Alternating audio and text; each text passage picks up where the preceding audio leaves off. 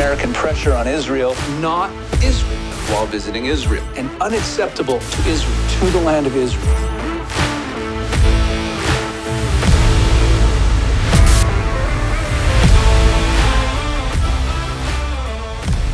Welcome to Eyes on Israel. I'm Rabbi Pesach Woolicki. On October 8th, one day after Hamas attacked Israel to launch this war, there was a mass pro-Hamas demonstration in Times Square in New York. According to investigative reporting by Francesca Block of the Free Press, this protest, as well as many others across American cities, was paid for by Neville Singham, an American-born Marxist multimillionaire, and his wife, radical left activist Jody Evans. They live in Shanghai, in China, and are public promoters of the Chinese Communist Party. Then, on October 25th, China, along with Russia, vetoed a U.S.-sponsored United Nations Security Council resolution calling to condemn the Hamas atrocities of October 7th. And it should be noted that CCP leader President Xi Jinping has never condemned the Hamas attacks. Far from it. The Chinese Foreign Ministry's legal advisor, Ma Jinmin, recently defended Hamas and their October 7th atrocities against Israeli civilians, stating, quote, "Armed struggle in this context," meaning the October 7th massacre, "is distinguished from acts of terrorism." So according to the CCP, what Hamas did on October 7th was not terrorism. And in early November, a document titled, quote, "A Letter to America," allegedly written by Osama bin Laden, went viral on TikTok. Videos were circulating with American kids praising the letter and confessing that it's making them rethink their fundamental belief systems. The letter makes the case for Islamic terrorism against Israel and against the West, justifying jihad using intersectional progressive talking points that speak to the TikTok demographic. TikTok, of course, is owned and operated by the Chinese Communist Party. Strangely, this Osama bin Laden letter did not go viral on Instagram or any other platform largely used by the same demographic. A fact that indicates that the viral spread of the bin Laden letter was driven not by natural user activity, but by the platform itself. And around that same time, a video was released on Chinese social media bragging that TikTok has won big for Palestine. And on March 17th, just a few months ago, in Qatar, Chinese diplomat Wang Kejian met Hamas leader Ismail Haniyeh and said, quote, "Hamas is part of the Palestinian national fabric, and China is keen on relations with it."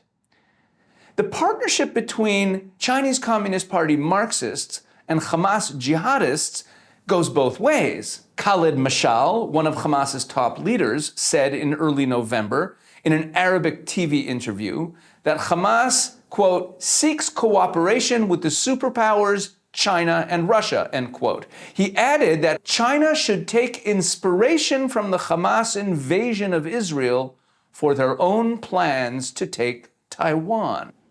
To a casual observer, this seems odd. What possible interest does Hamas have in a Chinese takeover of Taiwan? The answer is simple. Both Israel and Taiwan are seen as allies and proxies of the United States. Israel has had diplomatic ties with China for more than 3 decades and has cultivated increasingly close-knit economic ties with it for the past decade, especially after Prime Minister Benjamin Netanyahu's 2017 visit to China, which led to 25 cooperation agreements, including in the areas of science, technology, transport, food, and agriculture, at an estimated value of $2 billion.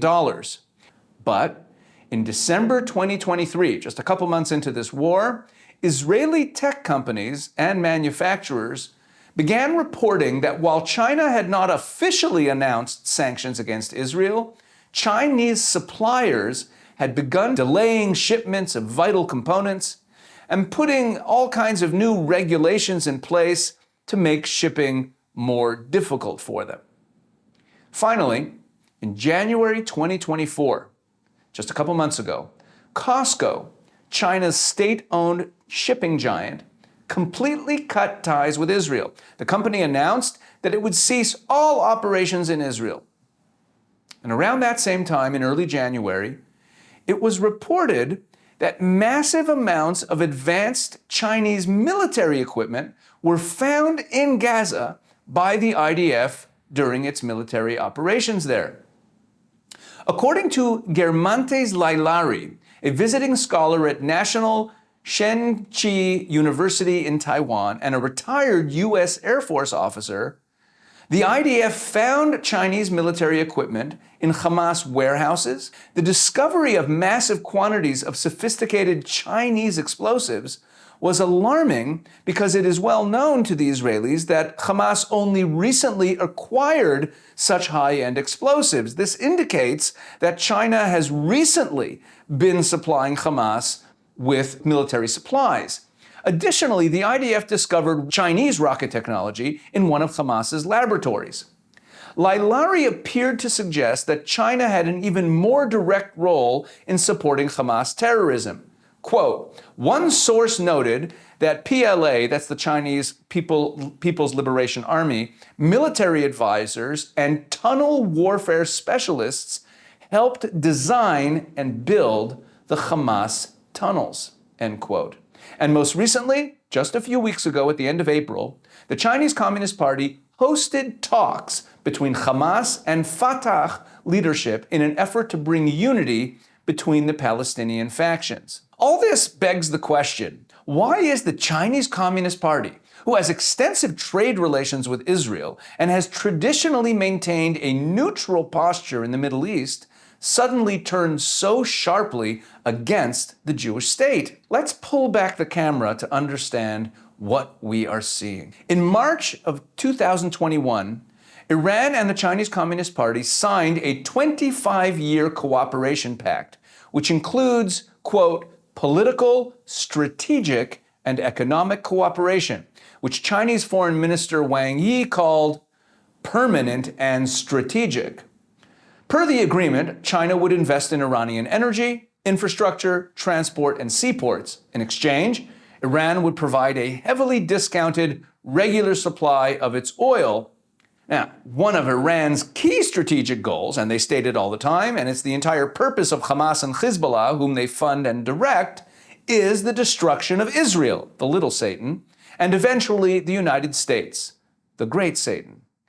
And that's where China's goals and Iran's goals overlap. In May 2019, Xi Jinping declared a, quote, people's war, calling for economic and cultural war against the United States. The official website of the People's Liberation Army explains that a people's war is, quote, a total war, and its strategy and tactics require the overall mobilization of political, economic, cultural, diplomatic, military, and other power resources, the integrated use of multiple forms of struggle and combat methods, end quote. So, if China and Iran have a comprehensive strategic partnership agreement and share the goal of bringing down the United States, and Iran's strategic goal is to bring down Israel, it would make sense that the CCP would be promoting Iran's geopolitical goals in the Middle East. All this now brings us to the Biden administration and its behavior. All of Joe Biden's Mideast policies since taking office in January 2021 have benefited Iran and weakened Israel. Upon taking office, the Biden administration announced their plan to begin negotiating with Iran to restart the JCPOA. That's the nuclear deal that Israel has always said endangers its national security. They also began working to enrich Iran economically. They ceased enforcement of sanctions on the Iranian oil and petrochemical industry, enriching Tehran to the tune of tens of billions of dollars. After being short on funds for terrorism under the Trump administration's harsh sanctions, Hezbollah and Hamas were again an affordable luxury for Tehran. By now, it's also well known that Joe Biden and his family have benefited financially from the Chinese Communist Party for decades. Many of the key figures setting the administration's foreign policy agenda are compromised by the Chinese Communist Party. Prior to serving as Joe Biden's Secretary of State, Anthony Blinken led the Penn Biden Center, which received its primary funding from the Chinese. He then went on to found West Exec Advisors, which, among other things, according to investigative journalist Natalie Winters, assisted U.S. universities in securing funding from China. Perhaps we can now explain a curious move by the Biden administration. On November 14th, while 300,000 supporters of Israel were rallying in D.C., the State Department announced that it would be providing $10 billion in sanctions relief to Iran. This mass pro-Israel rally in D.C. had been on the calendar for weeks and included the participation of leading Democratic political figures, such as House Minority Leader Hakeem Jeffries and Senate Majority Leader Chuck Schumer. Now, why would the Biden administration choose that day to enrich Iran with another $10 billion in the midst of a war between Hamas and Israel? The very next day, Joe Biden was scheduled to meet with Xi Jinping in San Francisco. While at the time the Biden administration was still supplying Israel with munitions and other support, Joe Biden needed to show his Chinese paymaster that he's a team player. So he released another $10 billion to China's strategic partner, Iran. Folks, the Chinese Communist Party is at war with Israel because they are at war with the United States of America. And just as they're using Joe Biden to bring down the U.S., they're using him to bring down Israel as well. We'll be right back with more Eyes on Israel in just a few moments.